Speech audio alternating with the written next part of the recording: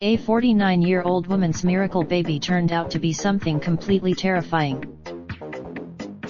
After what appeared to be the looks of a growing baby bump, Josephine Clinton decided to take a pregnancy test at the urging of her friends. But what they thought might this.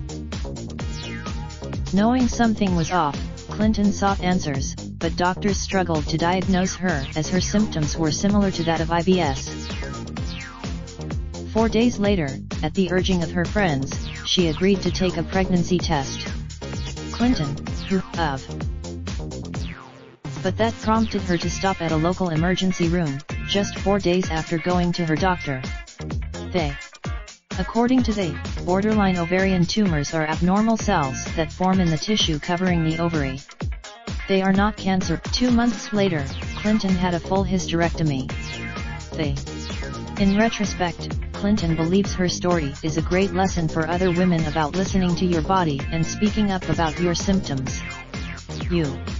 Symptoms for borderline ovarian tumors typically include a swollen abdomen, pain, or a feeling of pressure, pain during or after sex, and vaginal bleeding not related to your period.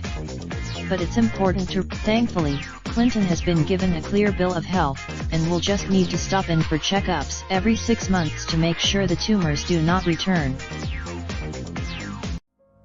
Raindrop, drop top smoking, no cooking the hot pot. Fucking on your bitch, yeah, that.